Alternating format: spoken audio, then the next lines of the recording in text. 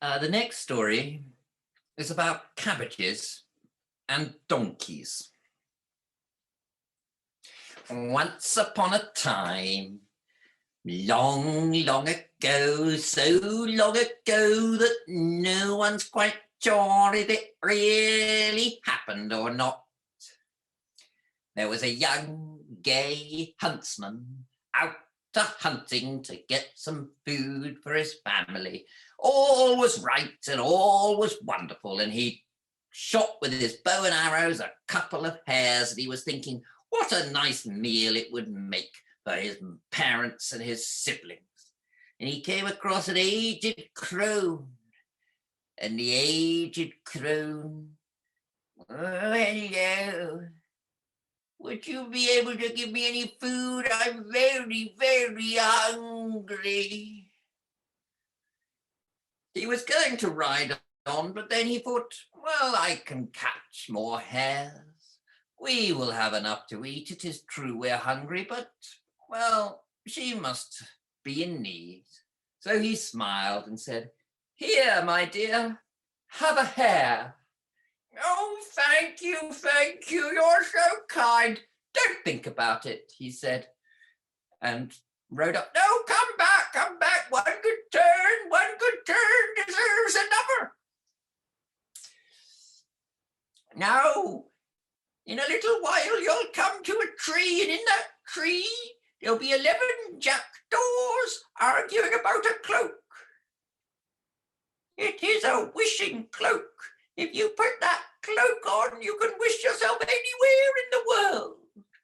So you shoot at those doors, but mind you kill one. Once you kill it, chop it open and swallow its heart while it's still beating. And you'll find a golden piece underneath your pillow every morning." Well, I mean, he thought this was a lot of nonsense, laughed to himself and went riding off. But do you know what happened? Not far down the track, he came across a tree with a flock of jackdaws fighting over a cloak. Well, he drew his bow and his arrow and he shot at them, and they dropped the cloak. Then he shot again and he got a jackdaw, and he caught it before it had even landed, whilst it was still flapping a little bit, chopped it open, popped the heart while it was still beating into his mouth and swallowed it. Then he climbed up in the tree and got the cloak, got back on his horse, and, well, he thought he'd try it. "I wish I was home." And there he was. This was quite funny. And his family was quite pleased with the hare. The next morning, well, he didn't think anything of it. He went out hunting. And the next morning he went out hunting.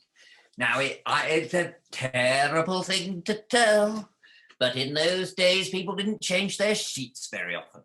And it took him quite a while, and really did.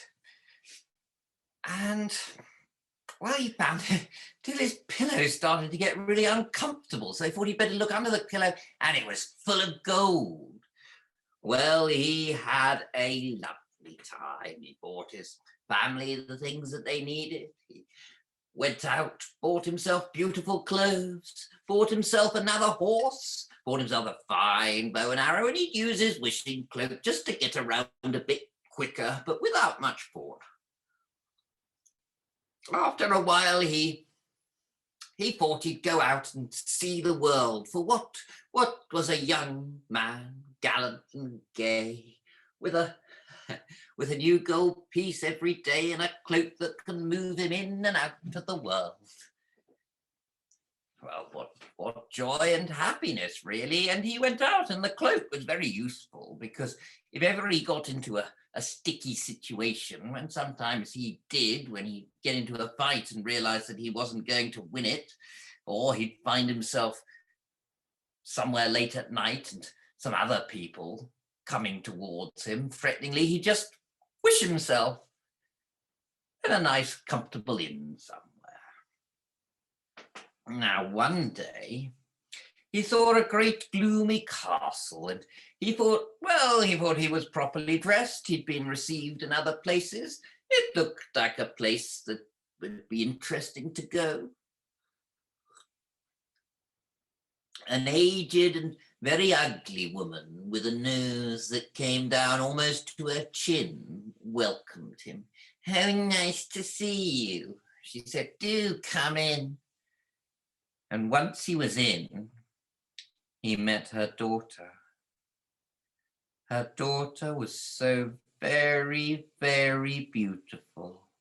Now, he did not take the advice that is so often given to always look at a girl's mother to see who you will be marrying.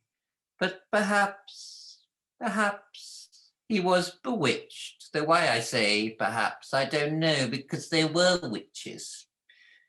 And the old witch wanted both his cloak and his heart.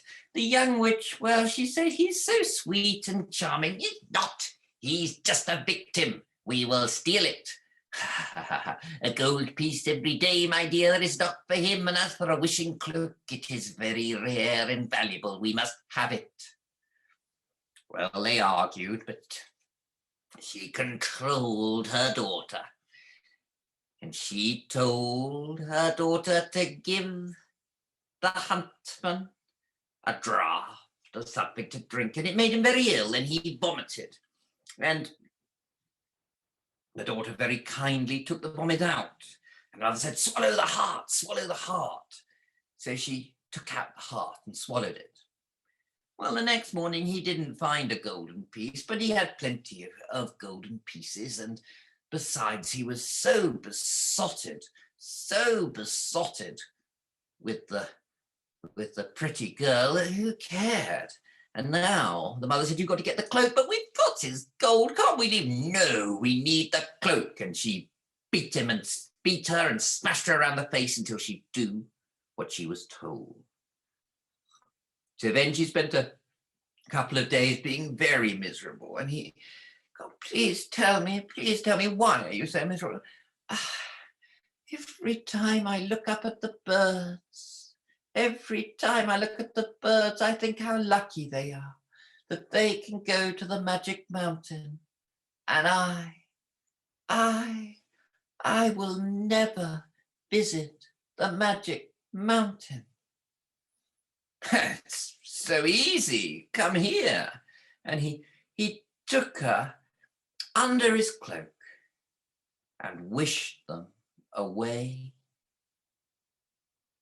to the magic mountain that lay beyond the edge of the world, the magic mountain that was knee-deep in diamonds and rubies. And what a lovely place it was, and how happy they were. They even had a little cuddle and a walk around and a kiss. And then she said, "Why don't you have a little sleep in my lap, my beautiful, my handsome, my love? Am I really your love? You are my love. I'm so happy," he said, and went straight to sleep, though maybe there was something in the drink she'd given him that hurried this along. As soon as he was asleep, she took the cloak, wrapped it around herself, and wished herself home. When he eventually woke up, he was very, very upset and cursed at how he had been betrayed, how he'd had his magic heart stolen and his wishing cloak, and he didn't know what to do or how to get off this strange mountain when the 3 giants who owned the mountain came up to him. And one kicked him, so he flew maybe 30 feet in the air and down again. The other one said, "I'm going to stamp on his head and kill him." "Let's not bother, Boris," said one of them. "Let's just tell him to run to the top. Then he'll have to get on a cloud and bugger off." "Yeah, run to the top and get on a cloud. Stupid man, son of Adam." Well, he needed didn't need to be asked twice, and he ran to the top of the mountain. And there he got on a passing cloud. And it was very comfortable, that cloud. And it sort of floated and kept him in a, well, so comfortable that he fell asleep. When he woke up, he was in a strange walled garden filled with enormous cabbages, and he was also filled with a ravening hunger, and he started eating. But no sooner did he start eating than strange things started happening. His ears started to grow, and his nose started to grow, and his arms stretched out and grew hooves. And before he knew what he was, he'd been turned into a donkey, and a donkey with a ravenous appetite who ate more and more cabbage. But at the end of the line, well, the cabbages had changed to another type, and no sooner had he taken a bite than he turned back into the person. Thought this was odd, so he did an experiment, and he nibbled a bit of the one. It turned him into a donkey. He nibbled a bit of the other, and it brought him back again. Well, he said, this will be fun. And he cut one of each cabbage, and he climbed over the wall, and he started to look for the castle so he could get his revenge. As luck would have it, it turned out not to be very far away at all. And he disguised himself as a king's messenger, and he dyed his face brown so he wouldn't be recognized. And then he turned up at the door all panting, "Let me in the name of the king, let me in, I need to rest, I am exhausted." "Oh, where are you?" "I am the king's messenger, but I am exhausted, I need to rest just for a couple of hours and then I must go." "Yes, but what are you carrying?" "It doesn't matter, just let me rest in the name of the king." "I don't think we can let you in." "You must let me in. If you don't let me in, the most delicious food in the world will go rotten and the king won't get it."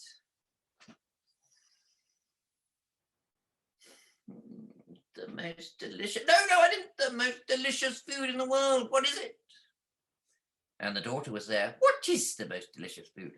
"Well, it's the most delicious cabbage in the world, and I've got it for the king, and the king needs to eat it, and I must get it back, but I must rest. I must rest because I'm exhausted."